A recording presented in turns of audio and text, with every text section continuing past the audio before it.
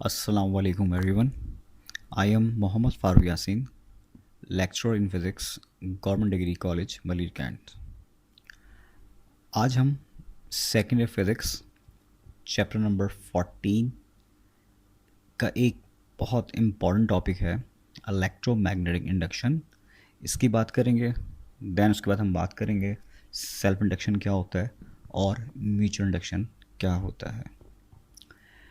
अच्छा जी, electromagnetic induction. The relation between electricity and magnetism was discovered in 1819 when Oersted found that a current carrying conductor produced a magnetic field of its own.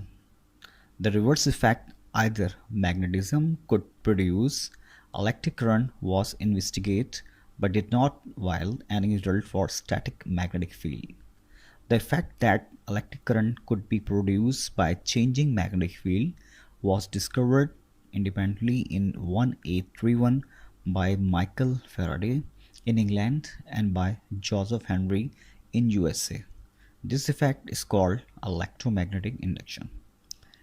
देखिए, electromagnetic induction को समझने से पहले हम बात करते हैं।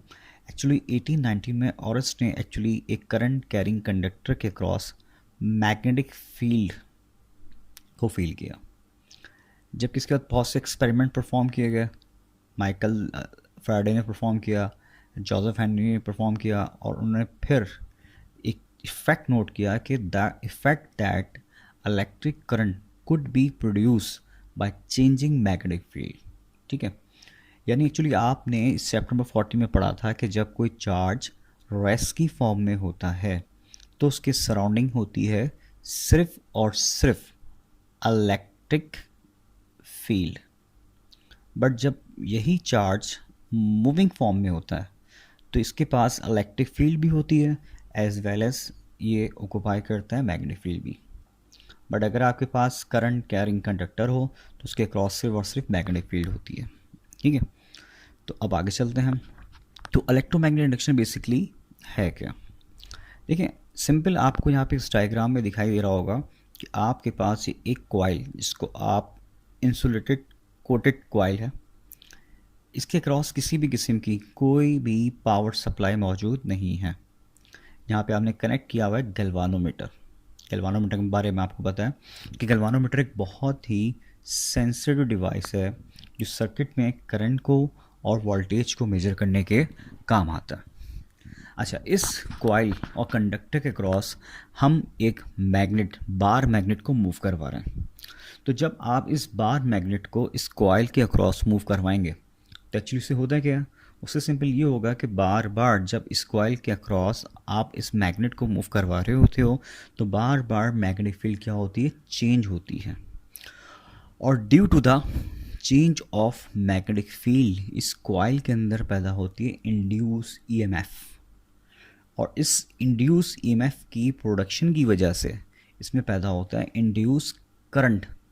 और इस पूरे मैकेनिज़्म को, इस पूरे प्रोसेस को, इस पूरे फिनोमेना को हम कहते हैं इलेक्ट्रोमैग्नेटिक इंडक्शन।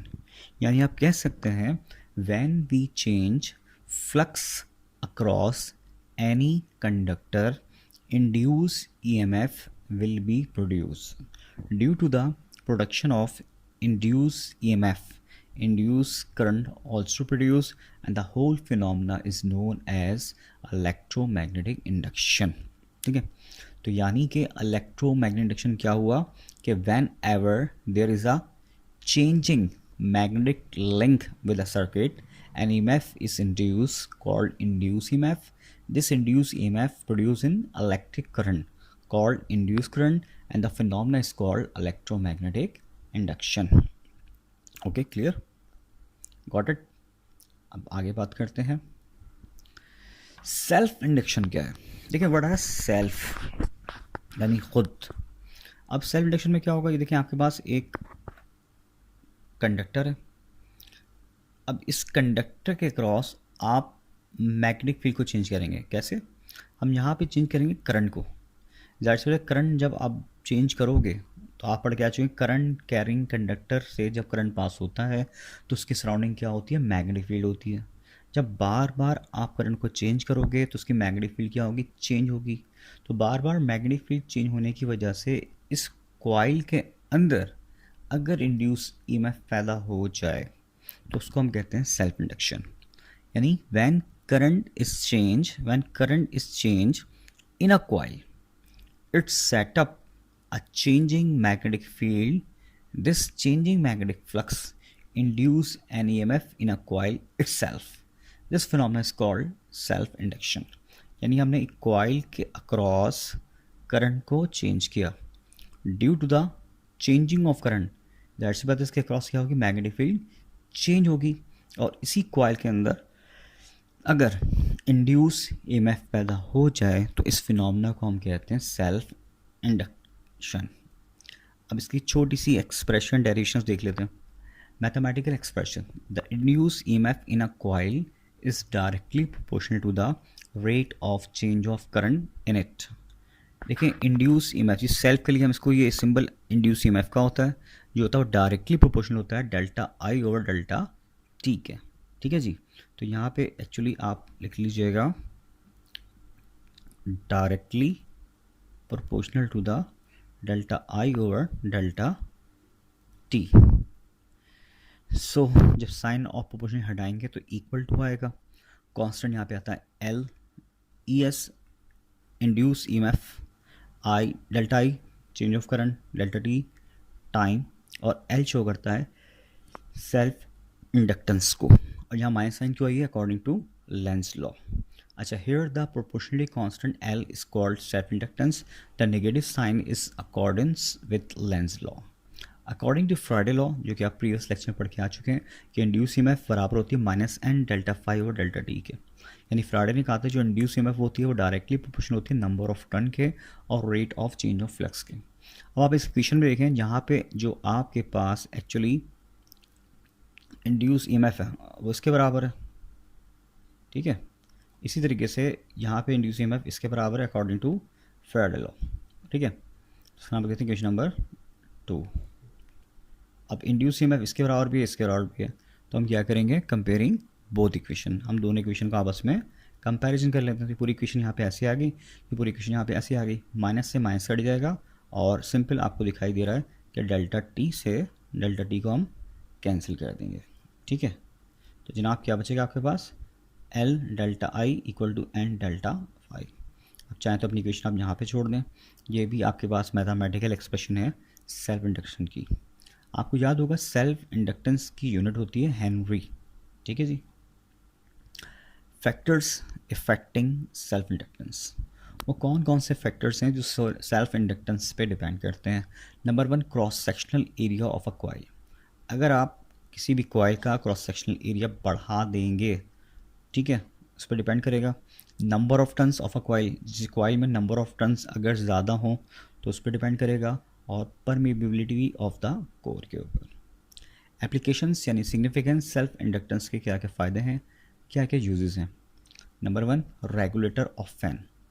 आप देखें फ़ैन की स्पीड को कम ज़्यादा करने के लिए आप यूज़ करते हैं डिवाइस जिसका नाम होता है रेगुलेटर। तो एक्चुअली से होता है क्या, एक्चुअली आप फ्लक्स को ही चेंज कर रहे होते हो। ठीक है, चॉक फॉर फ्लोरेसेंट ट्यूब और चॉक फॉर वेल्डिंग पेंट। अच्छा जी, mutual induction, what are mutual, वो कहते हैं म्यूचुअल अंडरस्टैंडिंग। अब म्यूचुअल इंडक्शन में आपके पास बेटा 2 कॉइल होंगी, एक कॉइल लाएगी आपके पास प्राइमरी कॉइल और ये कॉइल आपके पास क्या लाएगी, सेकेंडरी कॉइल लाएगी। जिस कॉइल के क्रॉस करंट को आप कम ज़्यादा कर सकते हैं इसे हम कहते हैं प्राइमरी कॉइल, और जिसमें इंड्यूस ईएमएफ पैदा होगी वो लाएगी आपके पास सेकेंडरी कॉइल। अभी 2 कॉइल एक दूसरे के आमने सामने मौजूद हैं और ये फिज़िकली एक दूसरे के कांटेक्ट में नहीं है। तो यहाँ पे भी क्या होगा, करंट कैरिंग कंडक्टर है, आप पढ़ के आ चुके हैं। करंट कैरिंग कंडक्टर क्रॉस क्या होती है, मैग्नेटिक फील्ड होती है। इसके नियर बाय एक कॉइल और मौजूद है इसकी फील्ड के अंदर, मगर वो उससे फिजिकली अटैच नहीं है। तो होगा क्या, इस प्राइमरी कॉइल में हम करंट को चेंज करेंगे, तो due to the change of current इसमें इंड्यूस ईएमएफ पैदा, मतलब बार बार चेंज करने से क्या होगा, इसके अंदर मैग्नेटिक फील्ड चेंज होगी। अब मैग्नेटिक फील्ड चेंज होने से जो नियर बाय कॉइल है उसमें बार बार मैग्नेटिक फील्ड जब कम ज़्यादा के डायग्राम को दिखाई दे रहा है कि मैग्नेटिक फील्ड कम ज़्यादा हो रही है, तो इस सेकेंडरी कॉइल के अंदर automatically change of magnetic field की वजह से या चेंज ऑफ मैग्नेटिक फ्लक्स की वजह से इंड्यूस ईएमएफ पैदा हो जाए, तो इस फिनोमेना को हम कहते हैं mutual induction. The ability of a pair of coil to induce EMF in one of the coil when current has change in the other is called mutual inductance. Okay, अच्छा जी, इसी तरीके से अब इसकी भी मैथमेटिकल एक्सप्रेशन है जैसे सेल्फ इंडक्टेंस की थी। यहाँ पे भी सेम वही प्रोसेस है। The induce EMF in the secondary coil is directly proportional to the rate of change of current in a primary coil, and induced EMF is directly proportional to the rate of change of current। लेकिन यहाँ पे sign of proportion हटा equal to, but यहाँ constant क्या आ गया -m। ये induce EMF को show कर रहा है, m शो कर रहा है म्यूचुअल इंडक्टेंस को, delta I over delta T ऐसे आ गया। Same to same according to Faraday law जो हम पहले भी पढ़ के आ चुके हैं। आपने फैराडे लॉ का फॉर्मूला लिखा, इक्वेशन लिख दी यहाँ पे। इस तरह इक्वेशन नंबर 1 आपके पास ये है, इक्वेशन नंबर 2 आपके पास ये है। जिस तरह आपने सेल्फ इंडक्टेंस में दोनों इक्वेशंस को आपस में कंपैरिजन किया था, यहाँ पे भी हम दोनों इक्वेशन क्या करेंगे, आपस में कंपेयरिंग करेंगे। Compare equation number 1 and 2, 1 and 2 का कंपैरिजन किया, माइनस से माइनस कट जाएगा, डेल्टा टी से डेल्टा टी कट जाएगा। M delta I P equal to N S delta N phi. ठीक है, तो सिंपल फॉर्मूला आएगा M delta I equal to N S delta phi. अच्छा, अब वो कौन से फैक्टर हैं जिस पे म्यूचुअल इंडक्टेंस डिपेंड करती है? Same cross sectional area of a coil, number 2 number of turns of a coil, number 3 distance between the coils. इसके अलावा परमीबिलिटी ऑफ द कोर पे भी डिपेंड करती है। एप्लीकेशंस की क्या है? ये यूज़ किया जाता है ignitions coil of a automobile, transformer का पूरा प्रिंसिपल यही है। इंडक्शन कॉइल, इंडक्शन फर्नेस, इसके अलावा इलेक्ट्रोमैग्नेटिक मशीन्स के अंदर भी यूज़ किया जाता है। ठीक है, आई होप आज का लेक्चर आपको समझ में आ गया होगा। इंशाल्लाह ताला मैं अगले लेक्चर के अंदर चैप्टर इसी टॉपिक से रिलेटेड सेल्फ और म्यूचुअल के न्यूमेरिकल कराऊंगा। Thank you for everyone.